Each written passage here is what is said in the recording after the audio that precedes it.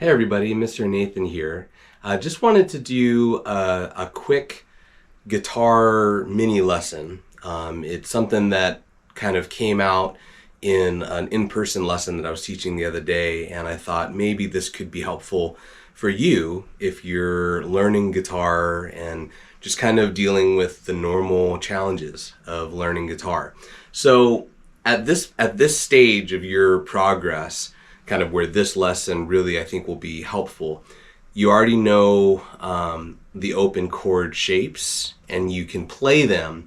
It might take you a second to kind of get your fingers placed, but like thinking of G and C and D, the E and E minor, A and A minor, D minor, but just those basic open chords. So if you can't quite play those yet, there's other videos on the channel that can help you, and then there's tons of resources, online that can help you, but those are really kind of your building block, kind of ABCs of kind of getting into guitar and playing along with songs and stuff like that. So just, that's kind of where we're kind of assuming you already are. So if you aren't there, then I would sharpen up on those. And again, you don't have to be super proficient at like playing them quickly or whatever, but you kind of need to know what those are.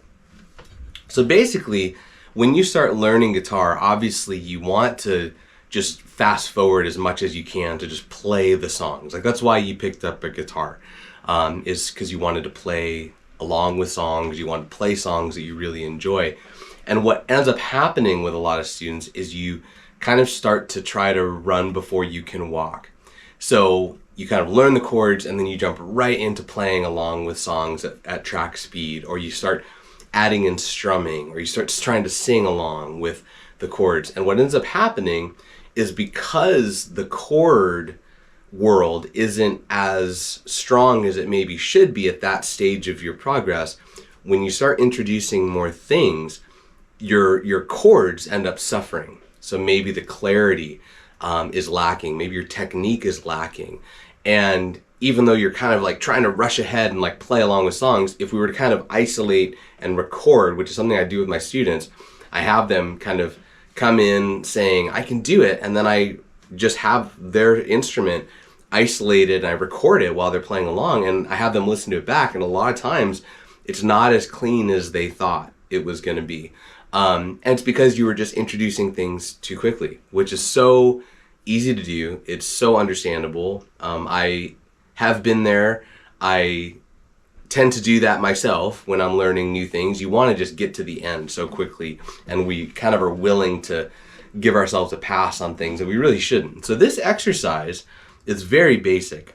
Basically what you want to do is, first thing you want to do is you want to like get a little piece of paper and write out like maybe 3 to 5 chords in front of you, G, C, D, E minor, and A, as an example.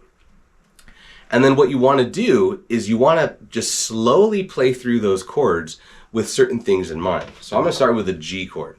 So I'm going to play a G. I'm going to play this style with my ring finger on the root, but you can play it like that.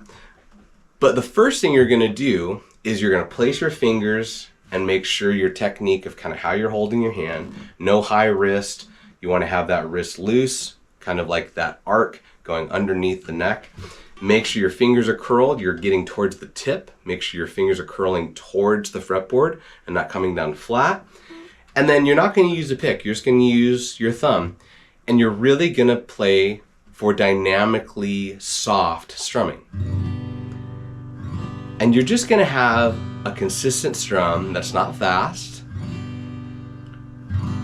And as you're playing, you're listening for certain things and you're focusing on certain things. First is clarity. Am I hearing all of the clear notes in that chord? Or am I hearing this? Or... And what you're going to do is, if you hear that, you're not going to stop strumming and start over. You're going to make the adjustments on the fly. So I'm hearing this. That's my pinky, or my one string, that's not pressing down hard enough. So as I'm still in that position, I'm going to press harder, and now I've got that clear note. Now I've got clarity with all of my strings. Then I want to make sure that I'm not forcing that chord in terms of my fretting power. A lot of students, they're really cranking down on that chord. And at the beginning, I get that because you need to kind of build strength in your hand. But very quickly your hand develops the strength and you can actually ease off. And you want to be able to hold that G. Maybe there's a song that you play that G forever. You don't want to get fatigued. So you're thinking not just is it clear, but am I relaxed? Is my left hand feeling relaxed, or is my fretting hand feeling relaxed? And my right hand hasn't stopped, and that's the third thing. I don't want to have my guitar shouting the chord at me. I want to play dynamically soft because that emphasizes control in my right hand. A lot of students, they have no control in their right hand, so it's just,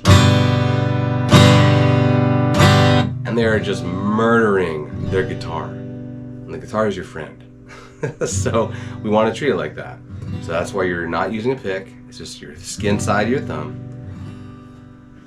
And once those three boxes are checked, clarity of the notes, ease of the tension in your left hand, and dynamics are soft, what you're going to do, excuse me, you're going to look at your piece of paper and maybe the next chord was C. While I'm still strumming, I'm telling my brain I'm about to go to C. Because what you want to develop is you want to develop autopilot in your hands, but mentally preparing for where you need to go next, because that's what you're going to have to do in a song with chord progressions. A lot of students, they create these invisible stop signs. Excuse me. So what ends up happening is they have no flow in their playing because everything is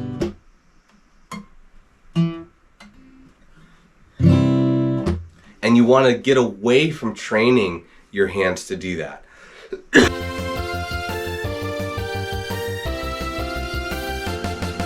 And we're back. So while you're strumming the G, plan where you're going, think about what you're going to have to do, and then get ready for it, and then jump.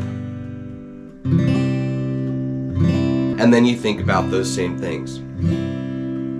Clarity, ease of tension, dynamics. And then you go chord to chord. And what you want to do is you want to go through that list of chords that you wrote out, G, C, D, whatever it is, and just go through it. And you're focusing on taking your time. There's no metronome, there's no drum beat, there's no song that is forcing you to change before you're ready.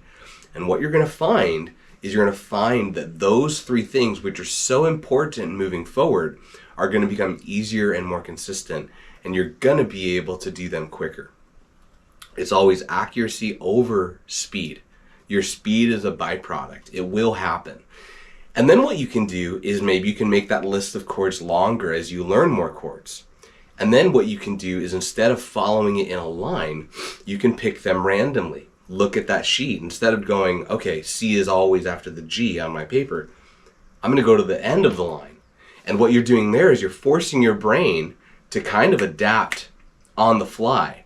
And then your hands are just in autopilot mode, and you're creating this cycle and this process of hands are doing what they need to do, but my brain is actually thinking and anticipating ahead and communicating what is going to happen before it does, and then you jump into it and you try to keep the strumming seamless. So you don't want to be strumming fast because immediately you've given yourself a shorter window to make that transition, and you're trying to develop fluidity that's going to come in handy with songs. So a slow and dynamically soft strum gives you a window that you could move your fingers and fret it.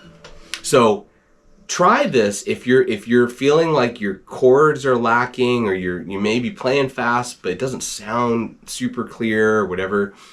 And also, this is a great, just relaxing way to practice and play the guitar. You're playing guitar, or you're wanting to play guitar, so it sounds good, I'm assuming. And this is a very easy kind of low bar way to focus on really important things in a way that can be very relaxing and does not necessarily feel like you're really, really kind of forcing progress through exercise or practice. You're just kind of jamming. And again, you can come up with the chord progressions. take a song you want to learn and see what the chords are, if they're open chords, and make that your line of chords so it's kind of familiar, it sounds similar to what you're trying to aim for. But try that activity. Let me know in the comments if you try it and how it goes. It's something that I do with my students just to remind them of the priorities. Clear chords, making sure you're not overexerting yourself in terms of the power that you're putting into fretting these chords, and having control in your right hand. A proficient guitar player has a range. You can play hard, you can really dig into strings if you need to, but you can also pull it back. And with your left hand, you want to be able to play a simple chord for a long time or a short time. You want to be able to have that range. So hopefully this was helpful. I apologize for all of the coughing fits and the coughing breaks, but hopefully you got something out of this video. And if it's helpful, let me know in the comments. If you tried it, let me know how it went.